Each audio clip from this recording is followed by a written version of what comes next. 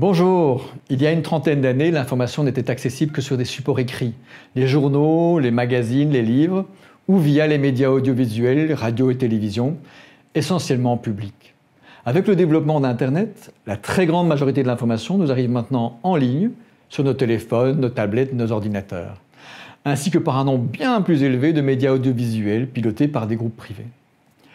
Pas facile de s'y retrouver dans cette véritable jungle d'informations, de publicité et parfois de désinformation. Identifier la nature et les objectifs des sources d'information est essentiel, car la qualité de l'information reçue est fortement influencée par les intérêts et les objectifs des auteurs qui produisent et diffusent cette information. Si on classe les sources d'information accessibles sur la toile, on peut distinguer 8 grandes catégories. Les sites des médias de presse d'information, généralistes ou spécialisés, qui ont généralement une version imprimée ou bien diffusée par les ondes, à côté de leur version numérique. Citons les quotidiens tels que La Libre en Belgique, Le Monde en France, La Tribune de Genève en Suisse ou Le Journal du Québec au Canada. Certains de ces médias n'existent que sous la forme d'un site en ligne. C'est le cas du site d'information indépendant Mediapart ou du Huffington Post. Dans tous ces cas, les articles sont décrits par des journalistes professionnels qui respectent des règles déontologiques.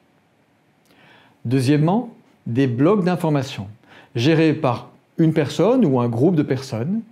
Leur qualité est extrêmement variable car ils peuvent être portés par des experts dans un domaine, mais aussi par tout citoyen qui peut s'autoproclamer auteur et diffuser des informations, voire faire ce que certains appellent de la réinformation, qui s'apparente en fait généralement à la désinformation et qui se veut être une réponse à la prétendue malhonnêteté des médias traditionnels d'information qu'ils dénoncent.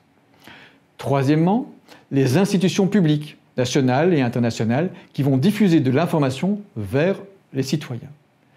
Quatrième catégorie, les sites d'organisations non gouvernementales, qui produisent de l'information en relation avec leur raison d'être.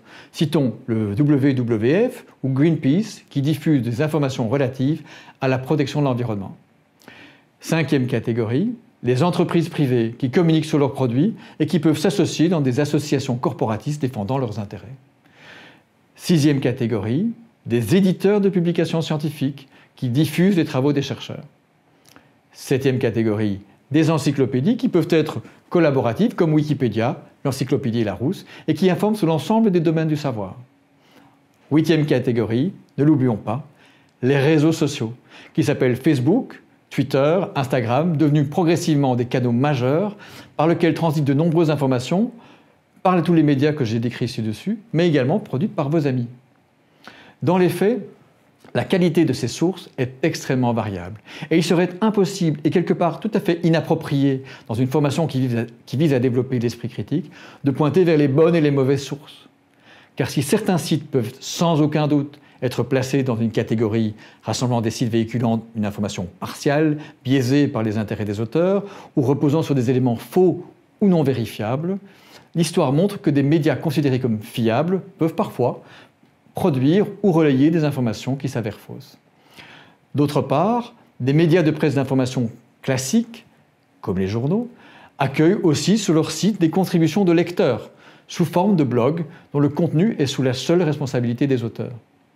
Il est donc plus intéressant de développer une méthodologie à appliquer, quelle que soit la source de ces informations, afin d'évaluer la qualité, la validité, la fiabilité de l'information contenue dans une source. C'est ce que nous allons faire dans la prochaine séquence. Mais avant cela, je vous propose de faire un petit exercice. Choisissez une question d'actualité, comme le changement climatique, la vaccination, l'immigration, et lancez une recherche. Vous obtenez une liste de sources d'informations qui abordent cette question. Votre mission est de réaliser un tableau reprenant les 8 catégories décrites précédemment et d'y placer les 50 premières sources que vous aurez trouvées. Et si vous hésitez pour une source, faites appel à l'intelligence collective via le forum. Bon travail!